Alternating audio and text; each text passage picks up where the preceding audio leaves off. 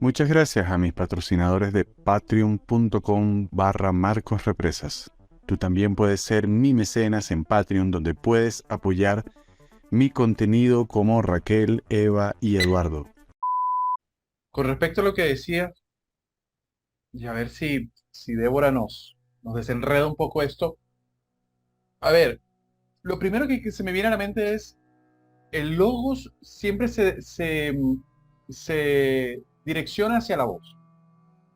No sé por qué razón, pero por alguna razón siempre la terminan traduciendo como algo que tiene que ver con el Derrida va a decir el fonocentrismo, es decir, el habla.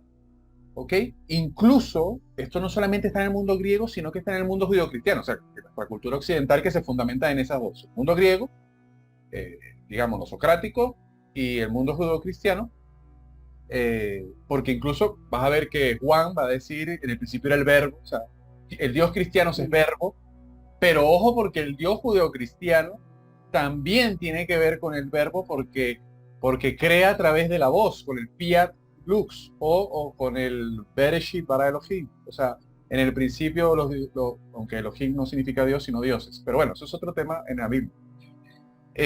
Siempre se relaciona al hágase tal cosa y se hizo. ¿Ok? Entonces, claro, aquí con esta imagen que la utilizo porque todo el mundo, digamos, se ha leído algo del Génesis, vivimos en un mundo judeocristiano. En esta imagen me sirve para el tema de la voz y para el tema de la verdad, de la aletheia, que tiene que ver con lo que se desoculta. Cuando algo ya se me desoculta, ya es una verdad. ¿Ok? Mientras permanezca oculto, no. Es muy curioso porque cuando tú incluso vas al Génesis, eh, tú, a ver, hágase la luz y la luz se hizo y Dios o Elohim, los dioses vieron que era bueno. Bueno, ahí hubo un acto de aletheia porque no lo sabes todo, porque, a ver, esto derrumba el tema del que todo lo sabe, porque si hubiese sabido, no te sorprendes. Y como que vio que era bueno. A ver, o sea, es que pasaste 7 días y vio que era bueno. ¿Cómo que vio que era bueno? A ver, no sabías cómo iba a ser el experimento, cómo es la cosa, porque si hay una sorpresa, ahí hay un acto de verdad, de veredicción, de verificación del mundo en el que estás, digamos, desocultando, se te está desocultando. O sea, para mí este paraje que tiene que ver con la voz en el mundo judeocristiano y con la desocultación, a mí me parece extraordinario, porque claro, nuestra cultura se soporta, así seas ateo, no importa, porque eres la antítesis de lo que la creencia del oculto. Eh, pero este tema de la voz, del logo, siempre se vio como, porque Heidegger dice es cosecha. O sea, cómo pasamos de la cosecha a la voz, ¿verdad? Y que siempre le dicen logos tiene que ver con la lógica, con la razón, o sea, eh, pero Con la inteligencia también, en exacto, Heráclito. con la inteligencia. Y tú dices, Causa. escuchemos al Mm. logos. Claro, ahí incluso había hecho un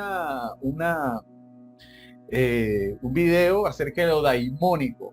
O sea, cómo esta voz interna tiene que ver con el daimón interno que te hace preguntas o te hace preguntar porque te procura reflexionar, pero no me quiero ir tan lejos. Vuelvo.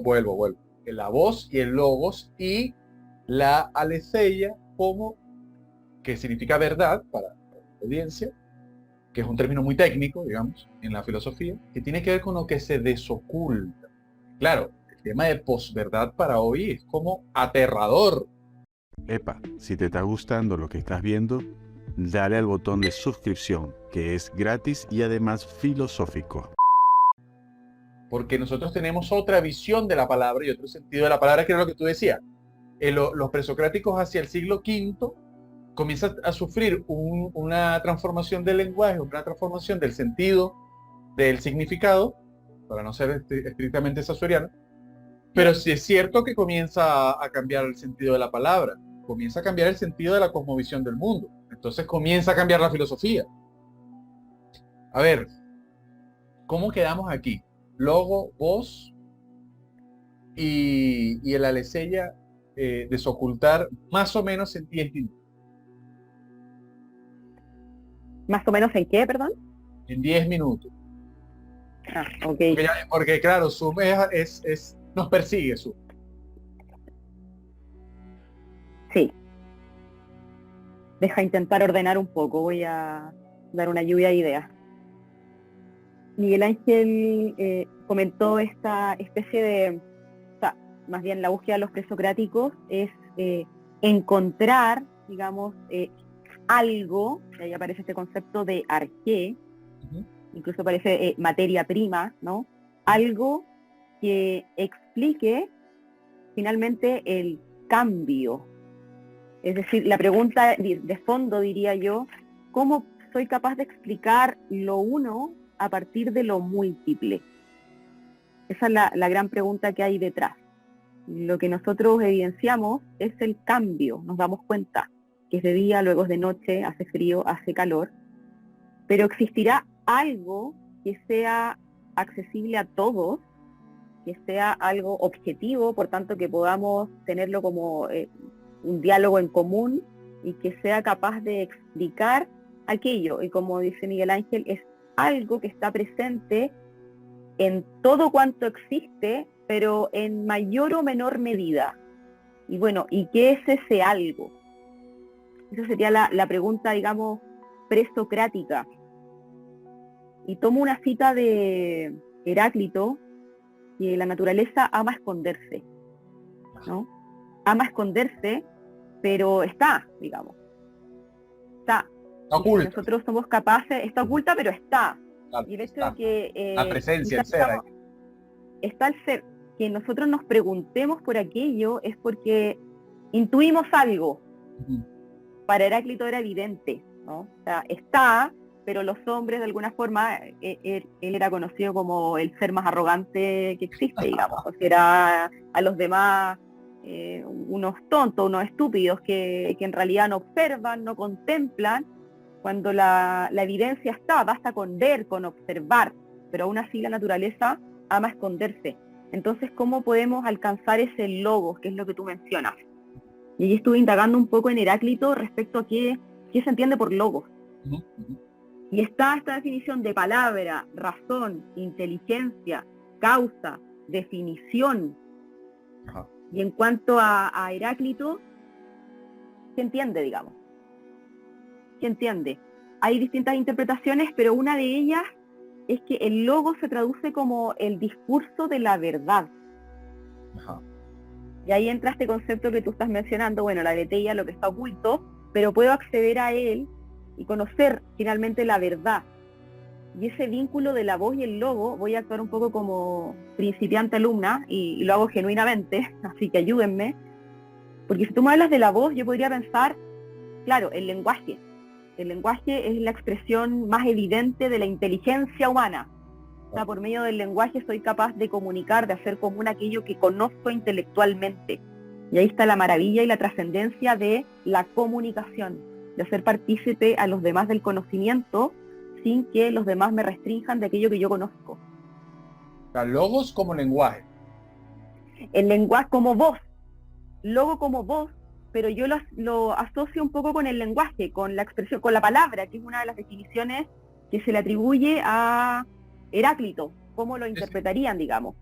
Entonces la palabra es en el fondo es el lenguaje que yo expreso, ¿no? Aquello que conozco por medio de palabras, y esas palabras tienen un significado, conceptúo la realidad y soy capaz de hacerla común a ustedes, y por eso podemos dialogar como lo estamos haciendo ahora. Dejo esas ideas, sí, ahí me ordenan. De hecho, hay algo curioso con lo que dices, porque la voz interior que cada uno tiene, la escucha interiormente, si pudiera decir esto, ¿verdad? No sé qué tanto es metáfora, pero tú escuchas tu voz interna con tu voz física. O sea, tú no te escuchas internamente con otra voz. Y además, digamos que este es el argumento demoledor de Derrida, por ejemplo, el tema del lenguaje, y para decir, lo primero no fue la voz, lo primero fue la escritura, porque siempre piensas en lenguaje. O sea, tú no piensas, o sea, tú piensas con reglas gramaticales, en este caso para nosotros español, aunque los españoles están peleados con decir que hablamos español, o sea, solamente lo decimos en Hispanoamérica, ¿verdad? Porque ellos dicen que hablamos castellano, ¿verdad? Son los únicos, ¿verdad? Todo Hispanoamérica dice que habla español, pero ellos dicen que hablamos. Entonces, además hablamos con las reglas gramaticales. No hablamos en otra forma. Entonces, claro, por eso digo, hay una relación intrínseca sobre lo que estás diciendo con el logos y el lenguaje. Pero el lenguaje articulado, porque, a ver, también el lenguaje es muy amplio, pero yo no sé qué tiene que decir, digamos, Miguel sobre eso. ¿Sabías que en Amazon.es puedes encontrar mi trilogía filosófica llamada La Guerra Perpetua? Son 3 libros donde analizo desde la mirada del pensador Michel Foucault cómo se genera el poder, cómo se genera el saber, cómo el poder constantemente está tratando de hacernos sumisos ante el saber que produce y cómo podemos ser vencedores en esta guerra sin fin. Encuéntralos por casi $3 cada libro aquí en Amazon.es. El link lo tienes aquí abajo.